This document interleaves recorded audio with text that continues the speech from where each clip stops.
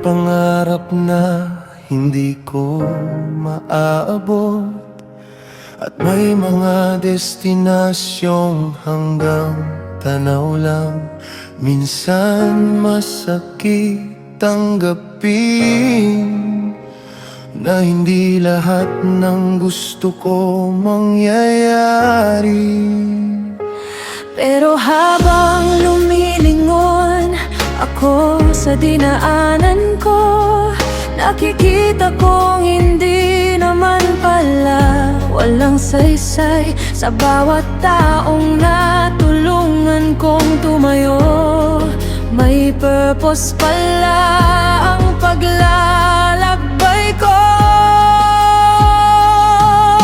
Hindi pala success lang ang sukatan ng magandang buhay, kundi kung paano akong nagmahal, naging tapat at nagtiwala sa iyo.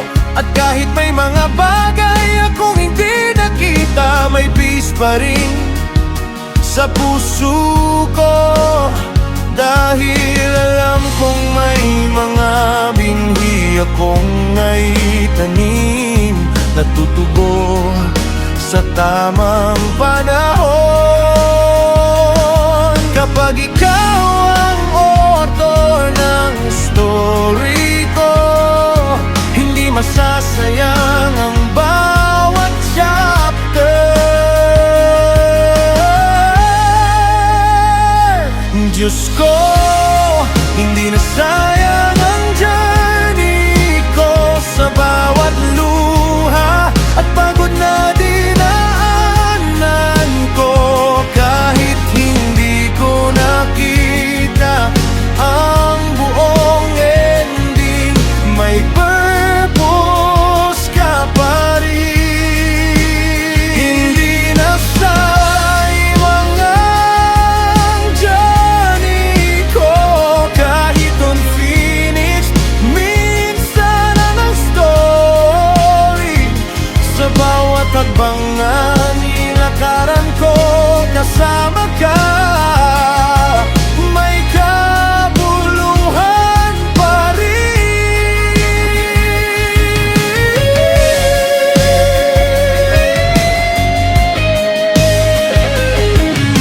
Ayoko nang mabuhay na puro regret, na parang kulang lagi ang buhay ko.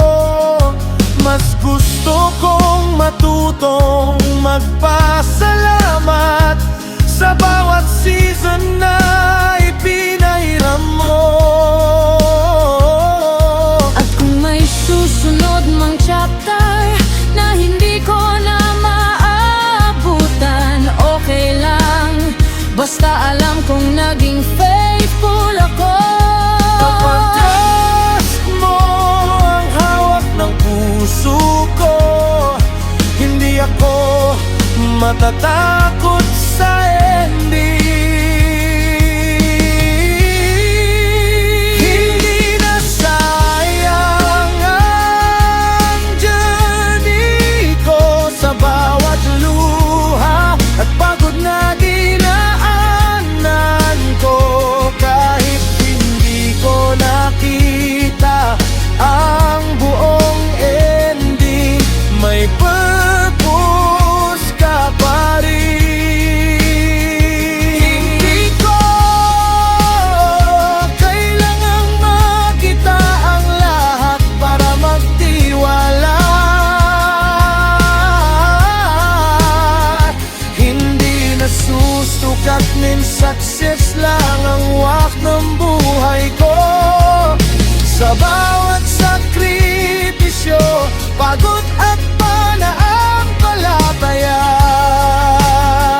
may kabuluhan ang journey ko sa iyo.